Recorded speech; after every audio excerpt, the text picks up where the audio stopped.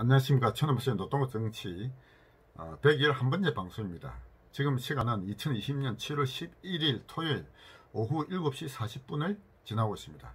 저는 최근 방송들에서 오는 2022년 3월 9일에 있을 대통령 선거에서 우파 진영이 승리하기 위해서는 어떤 전략 전술을 가져가야 될 것이냐에 대한 저희 생각들을 말씀드리고 있습니다. 지금 이 방송은 그 5번째 방송이 되겠습니다.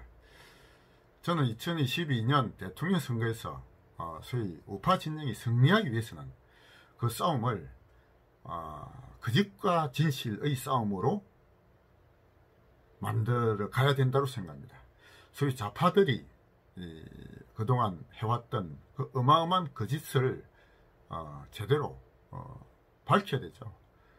특히 역사적 진실을 제대로 밝혀야 된다고 생각합니다. 지난 4월 총선도 저는 그 4월 총선도 소위 거짓과 진실의 싸움으로 몰고 갔어야 된다고 생각합니다. 그런데 소위 그 우파 진영의 큰집이라 할 수 있는 미래통합당이 전혀 그런 어떤 모습을 갖추지 못했죠.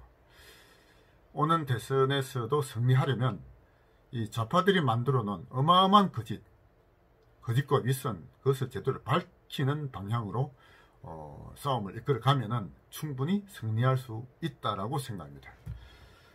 자, 소위 좌파들이 만든 거짓이 과연 어떤 것이 있는지를 살펴보아야 된다고 생각합니다. 그 개개인들이 했던 거짓들, 윗선들, 이건 어마어마하게 많죠. 그러나 보다 더 큰 줄거리는 결국 우리 최근세사를 어떻게 볼 것이냐 라는 것이라고 봅니다. 저희 좌파들은 지금 남한의 대한민국은 친일파들이 만들어 놓은 정권이기 때문에 민족사적 정통성이 없다. 북한이야말로 항일 무장 독립투쟁을 했던 김일성 장군이 이끈 위대한 그런 어떤 혁명 전통을 가지고 있기 때문에 북한이 민족사적 정통성을 가진 정권이다 라고 하는 프레임을 여전히 가지고 있습니다. 그것의 허위를 깨뜨려야 된다라고 봅니다. 먼저 해야 될 것은 과연 김일성이 그런 항일 무장 독립투쟁을 이끌었던 위대한 민족적 영웅으로 볼 수 있느냐는 것이죠. 지금 수많은 자료들이 그것이 아니었다라고 하는 자료들이 많이 나오고 있습니다. 여러 가지 그 자료도 있습니다만 지금 저는 이 책을 권하고 싶습니다. 김일성 신화의 진실. 김용삼 기자가 쓴 책입니다만 상당히 두껍습니다. 상당히 두꺼운 책인데요. 이 책에서 김일성은 어떤 스스로 항일 무장투쟁을 이끌었던 민족적 영웅이 아니라 소련의 어떤 지령을 받은 아주 꼭두각시에 불과했다라고 보고 있습니다. 그가 이끌었다고는 대표적인 항일 그 투쟁을 할 수 있는 보천보 전투, 참 너무나 보잘것없는 그런 것이었습니다. 이 책에 아주 잘 나타났습니다. 그가 했던 여러 가지 것들을 만들고 그가 그 이후에 북한에서 어마어마한 거짓들을 만들어서 언제 민족의 태양으로 만들지 않았습니까? 그런 김일성의 그 신화가 어마어마한 거짓에 의해서 만들어졌다라고 하는 것을 이제는 어떤 사료들에서 다 밝혀지고 있다 봅니다. 일단 그것이 먼저 이루어져야 될 것이고요. 자, 두 번째는 남한은 소위 친일파들이 만든 정권이다. 이승만과 박정희도 친일파였고 친일했던 인사들을 그들이 민족 반역자인데 그들을 처단하지 못하고 그대로 그들을 정권의 주역으로 했기 때문에 남한이 이거는 아주 역사적으로 정통성이 없는 정권이다 라고 하는 프레임이 있지 않습니까? 자, 거기에 대해서도 이제는 저희는 당당하게 맞서야 된다고 생각합니다. 자, 친일이라는 과연 그 당시에 어떤 의미가 있었냐, 이것도 한번 보자는 얘기죠. 일본이 우리 그 조선인을 지배했던 그 36년간 그 시대를 과연 어떻게 볼 것이냐의 문제입니다. 일본인이 그 당시에 해방 당시에 대한민국의 인구가 한 2,500만 명 정도 됐다 하거든요. 그 당시 일본인이 최대 한 80만 명 정도 있었다고 합니다. 그러면은 퍼센티지 따지면 한 약 4%, 많아야 한 3% 내지 4%, 나머지 95% 이상이 다 조선인이었던 것입니다. 한 시대를 외국인이 다른 민족이 지배한다고 해서 지배하였다고 해서 그 시대를 암흑기로 볼 것이냐. 자, 이것을 또 한번 저는 달리 한번 볼 필요가 있다고 봅니다. 자, 홍콩을 한번 봅시다. 홍콩이 아편 전쟁에서 중국이 청나라가 패배함으로 해서 홍콩을 영국에 100년간 조차를 했습니다. 100년간 영국인이 지배했죠. 그 100년 이후에 지금 홍콩이 중국인에게 반환됐습니다. 소위 시진핑이 지금 지배자 노릇을 하려고 하지 않습니까? 자, 지금 홍콩을 봅시다. 홍콩이 영국인의 지배를 받은 그 100년간 과연 암흑기였느냐 이겁니다. 과연 자유가 없는 그런 수탈당한 그런 시절이었느냐? 아니라고 보지 않습니까? 영국인이 지배한 그 100년간 홍콩은 어마어마한 경제적 발전을 했습니다. 세계에서도 몇 번째 안 되는 아주 어마어마한 경제 성장을 했고요. 지금 그 중국인에 반환된 지금 시진핑이 그 홍콩인들에게 그들이 자유를 빼앗으려고 하니까 지금 홍콩인들이 어마어마하게 지금 저항하지 않습니까? 학생들도 저항하고 이제 홍콩을 중국이 실제로 지배한다면 홍콩을 탈출하려고 하는 그런 사람들이 아주 많을 것입니다. 자, 같은 민족이 지배한다고 해서 과연 그 나라가 이민족이 지배했던 영국이 지배했던 시대보다 더 나아질 것이라고 봅니까? 그렇지 않지 않습니까? 자, 중국도 한번 봅시다. 중국의 청나라. 중국의 청나라가 명나라를 멸망시키고 소위 한족을 오히려 비지배 민족을 하고 유진족, 만주족이 지배했던 그 기간이 청나라 기간이었습니다. 과연 청나라 그 기간 동안에 과연 중국이 과연 그 암흑기였다고 볼 수 있습니까? 중국 역사에서 지금 가장 그 번성했던 시기가 바로 청나라 시절에 강희제부터 강희제, 옹정제, 근륭제로 통하는 그 3년간 150년간 기간이 중국 역사에서 가장 번성했던 시절이었다라고 역사적으로 다 인정하고 있습니다. 이민족이 지배했다고 해서 그 기간을 암흑기로 본다? 이거는 잘못된 판단이죠. 자, 일제시대도 한번 봅시다. 지금 좌파들은 일제시대는 모두 암흑기였다. 오로지 그 당시에는 항일 독립투쟁 하는 것만이 유일한 민족적 정통성이 있고 일제협력은 모든 인사들은 다 친일파라서 처단되어야 된다. 이런 지금 프레임을 갖고 있지 않습니까? 자, 일제시대가 과연 그런 암흑기였느냐 한번 보자 이거죠. 그걸 뭐로 판단할 것이냐.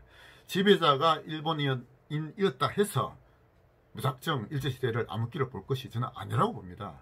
뭘 기준으로 할 것이냐. 그 당시에 보통 사람들이 삶을 보자 이거죠.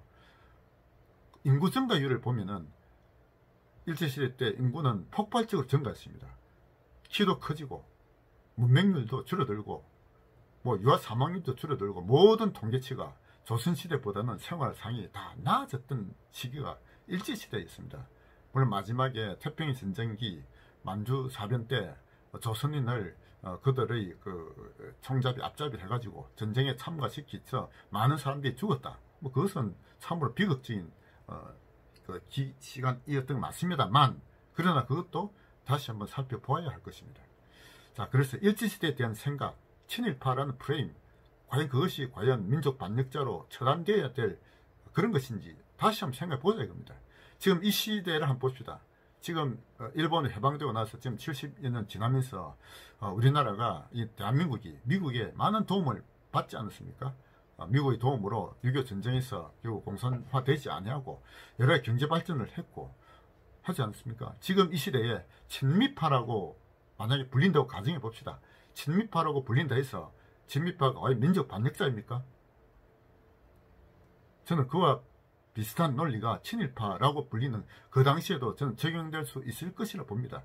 거기에 대해서 이제 당당하게 이제 맞서야 된다고 봅니다. 저희 좌파들이 만드는 그 프레임, 역사에 뭔가 덮어씌운 것을 저는 역사적 진실을 제대로 보는 그런 관점도 저는 필요하다고 봅니다. 자, 거기에 대한 그래서 진실을 어떻게 볼 것이냐, 이게 무지무지 중요하죠. 프레임에 의해서 프레임에 씌워서 그것을 참과 거짓을 이렇게 마음대로 함부로 재단해서 안 된다고 봅니다.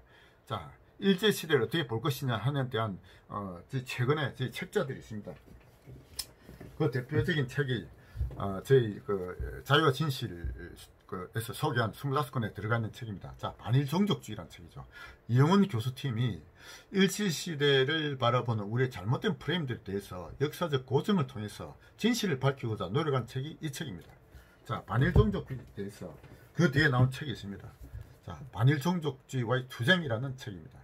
이게 대해서 지금 그 반일 종족주의라는 책에 대한 무작정한 좌파들의 어떤 비난 공격에 대한 하나의 그 반론이라고 볼 수 있습니다. 자, 그리고 여기 이제 이 충성과 반역이라는 책입니다. 이 정한기 교수분인가 이분이 쓴 책인데요.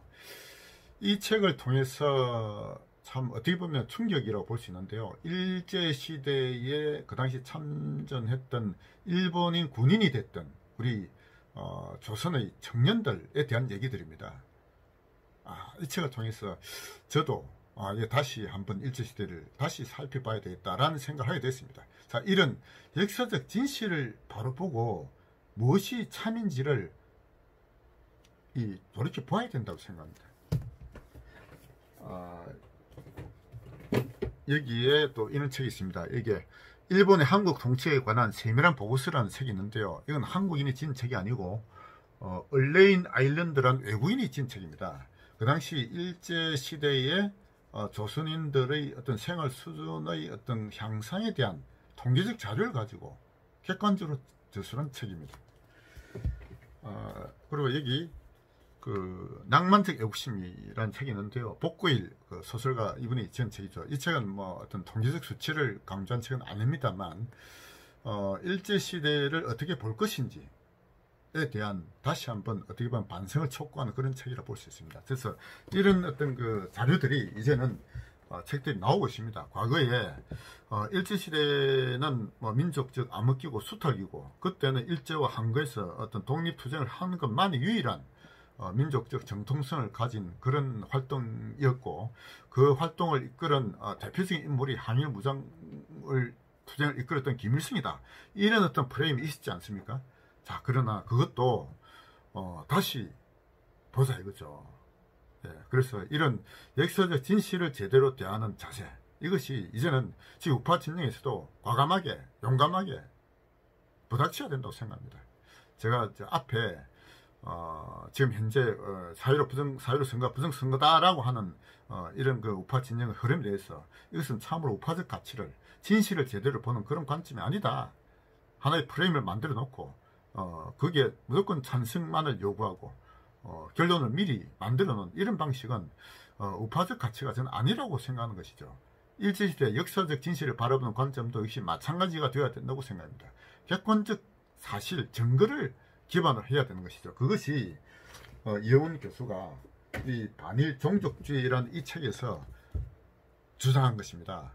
일제시대를 어떤 프레임을 씌워가지고 그 프레임에 맞춰서 그 시대를 재단할 것이 아니라 객관적인 사실, 객관적인 증거를 가지고 일제시대를 바라보자라는 것이 이영훈 교수의 방법론입니다. 이것이 우파적 가치를 제대로 밝히는 길이다라고 저는 생각합니다. 따라서 오는 대통령 선거, 2020년 대통령 선거에서도 프레임을 씌워가지고 그 프레임에 따라서 모든 사람이 무조건 따르라, 이런 방식이 되어서는 안 된다고 봅니다. 역사적 진실을 고증을 통해서, 증거를 통해서 한 사람 한 사람이 무엇이 진실인지를 깨달아가는 그런 과정이 저는 필요하다고 봅니다. 그 우파를 이끌어낸 핵심 지도부가 해야 될 역할도 바로 거기에 있다라고 봅니다. 따라서 이번 오는 대통령 선거, 2020년 대통령 선거는 이념 전쟁의 시기입니다만, 그것은 다시 말하면 역사 전쟁의 전쟁이 될 것이라 봅니다. 역사를 우리 한국사, 현대사를 어떻게 볼 것이냐의 싸움이 될 것입니다. 그것은 무엇에 의해서 이루어지느냐? 진실에 의해서, 역사적 진실을 제대로 찾는 그런 방법으로 진행될 것이다 라고 봅니다. 그 전쟁에서 이기려면 진실이 이기는 그런 방법, 내가 알고 있는 것이, 내가 안다고 생각하는 것이 과연 내가 알고 있느냐 이거죠. 과연 내가 그 현장에 있었느냐, 그건 객관적 진실에 맞는 그런 자료를 가지고 판단하느냐, 나의 판단이 참으로 잘못된 것일 수도 있다라고 하는 그 가능성, 역사적 진실에 대해서 겸허하게 반성하고 진실만을 추구하는 그런 자세가 우파적 가치고, 그것만이 대통령 선거에서 저희가 우파가 참으로 승리할 수 있는 길이라고 생각합니다. 감사합니다.